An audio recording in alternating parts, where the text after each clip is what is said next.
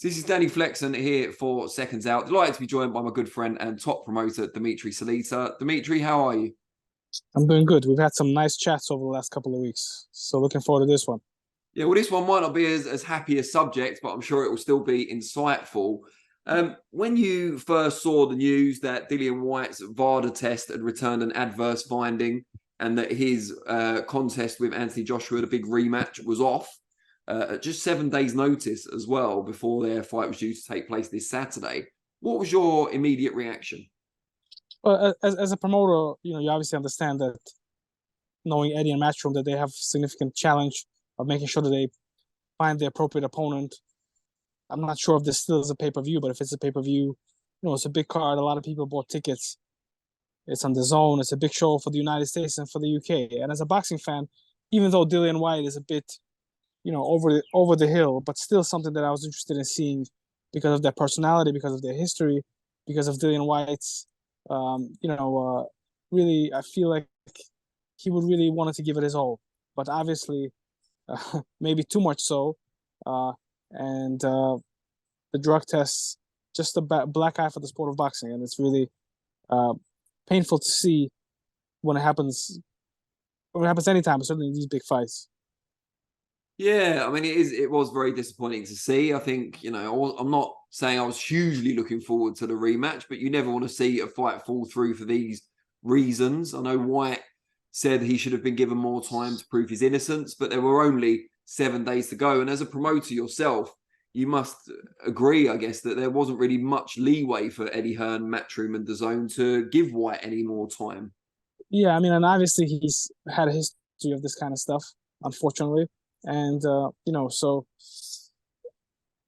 yeah, I think that Matchroom did the right thing, and there was nothing else that they could have done. And looking for the right opponent. Obviously, I saw this as an opportunity for two guys that I promote to have a chance at a shot at glory, OTTO WALLIN and Jarrell Miller, and both really have history with Anthony Joshua. Both names would be significant, and both expressed their interest to fight in this on short notice. And I believe that both would really be upgrades from Dillian Whyte, just in terms of skill-wise and boxing perception-wise, and would sell the event. And would not only sell the event, but also give Joshua the credibility that he's looking for, seems to be looking for. And so the key question then, have you been contacted by Eddie Hearn or anyone else at Matchroom regarding the availability of the two guys? I have not been contacted, but I have contacted. And, after Usyk lost to, after Usyk beat Joshua, I literally, like that week, I spoke with Eddie about OTTO WALLIN fighting Joshua that year, because I remember Joshua wanted to come back in December. He lost in August. And I guess he wanted to avenge a loss against a southpaw and someone who's credible. And we've had some productive discussions, and they took a long time.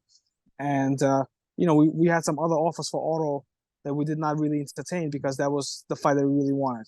And but obviously Joshua went in a different direction.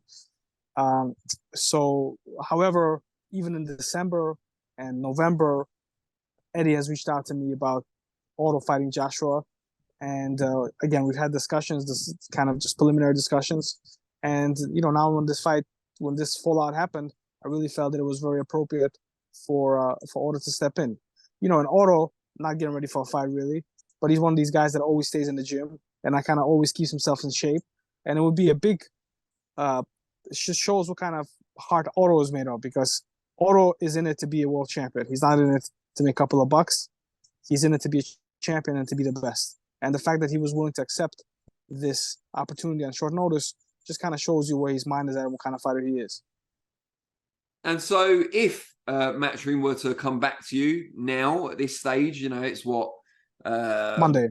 Yeah, it's early afternoon in the US, for 5 days until the fight.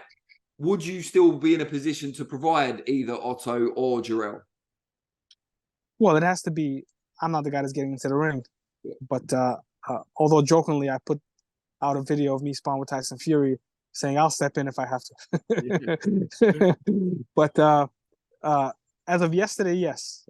In these situations, things change day to day. But based on my best knowledge, yes, both of these guys would be on a flight tomorrow morning to the UK to put it all on the line versus Anthony Joshua. Can you understand perhaps that from Joshua's team's point of view, they don't want to take too big a risk, not just because of the short notice, but with a hugely lucrative fight against Deontay Wilder due to take place next? I do understand. And Joshua is really, has a lot of pressure on him because, from one point of view, he has a responsibility to the zone and a responsibility to his fans. And, Eddie is a great promoter and obviously a great salesman and has done a great job of associating Joshua with big names like Tyson Fury and Deontay Wilder, even post those two losses. And really, more than his performances in the ring, through Eddie's promotion and through his confidence in Joshua, has really rehabilitated his name to an extent.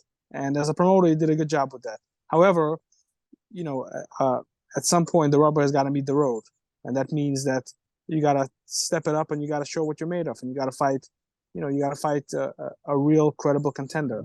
And I get that OTTO is a southpaw, and that's what Eddie told me. That he's a southpaw. He hasn't had in his camp. He wasn't preparing for southpaw, so I get it. But at the same time, if you look at a guy like OTTO, he hasn't been preparing for a fight at all. He hasn't been preparing for someone of Joshua's caliber, who's an elite, top 3, top 5 heavyweight in the world. So OTTO would be at a much bigger disadvantage than Anthony Joshua. And it would be a big fight, and it would get a lot of buzz, and we get a lot of. So at this 12th hour, when no opponent has been secure, I believe that OTTO is a live, incredible opponent, and it would be significant if this fight can be made. So Eddie sounded some concerns to you about OTTO being a southpaw. What was his initial kind of thoughts on Jarrell? Well, on Jarrell, Eddie's stance on Jarrell has been pretty strong in not wanting to work with him, but it has lightened up after some time. And when the fight with Joshua and Whyte didn't happen initially, Jarrell stepped in and wanted to know that he made himself available. Obviously, a lot of similarities, good and bad, between Joshua and Jarrell, and their personality, certainly. And I know that from a media point of view, just the amount of interest that there was in that fight is beyond, It's like a really big bona fide super fight. And, in a way, you would want this fight to marinate and to build because Jarrell's such a big personality.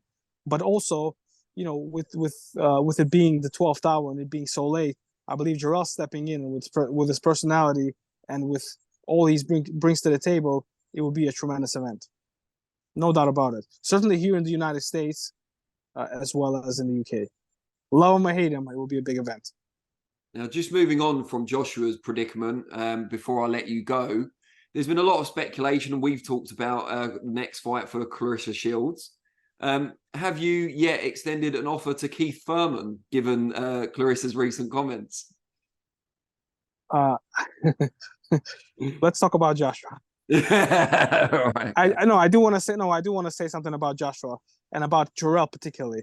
A lot of people message me, and some people post their opinions publicly and saying, well, Jarrell is a this and a that, and how can you work with him, and he doesn't deserve an opportunity.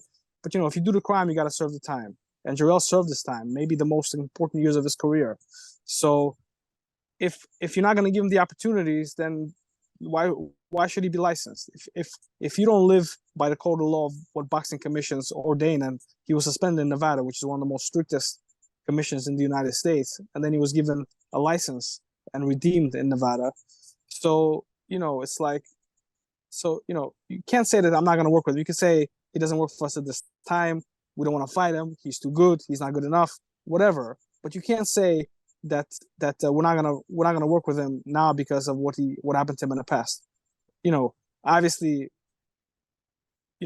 I believe that the strongest measures should be taken as relates to drug testing, and if the commissions seem appropriate based on their experience to suspend a fighter for an extended amount of time, it is what it is. But once that fighter is free, if he is free, he has to be given the opportunity to work. He has to be able to participate in the boxing workforce. Otherwise, I mean, otherwise there's no rules. It's like, it's like you can do whatever you want to do. So, both ways. So I do believe that Jarrell, whether it's for August 12th or for December, January, February, March, or April, has to be considered as a viable opponent for Joshua, because there's a tremendous amount of interest. A lot of people will tune in. A lot of people will watch it. Jarrell has had 3 wins since his comeback route. The latest one being against Lucas Brown, who was world rated at the time. Jarrell is, again, world rated in the top 10, and certainly wants to redeem and prove himself again. So I believe that that it will be a very interesting fight.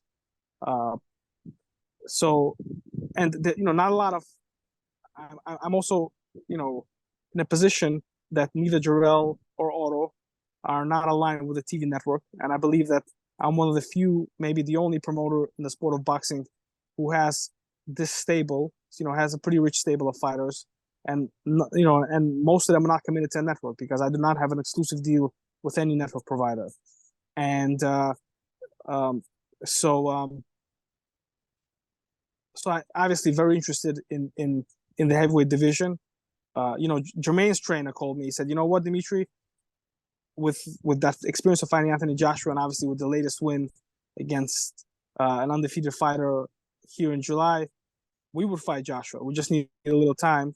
But I believe that Jermaine is a different fighter, a much better fighter than he was when he fought Anthony Joshua, and he also belongs in a big heavyweight picture conversation.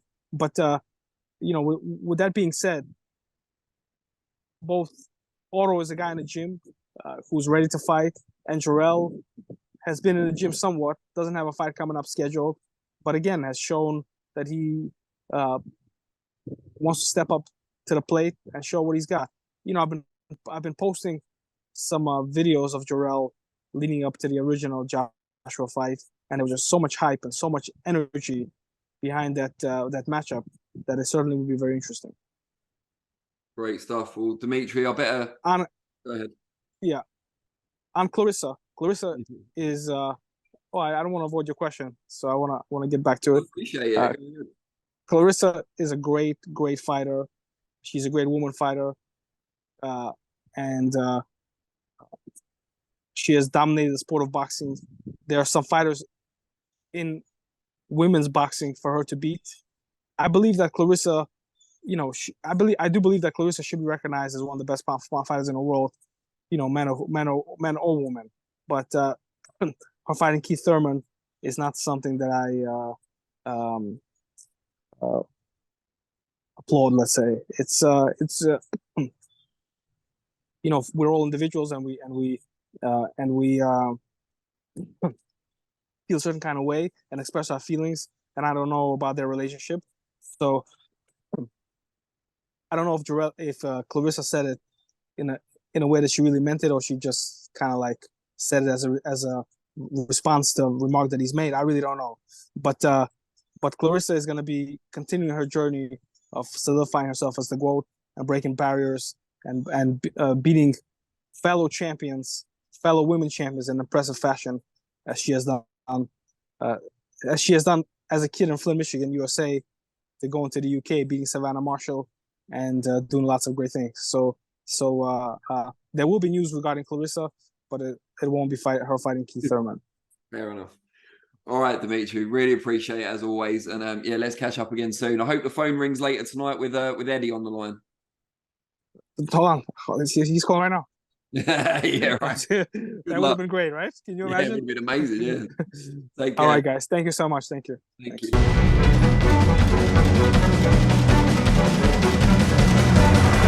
you.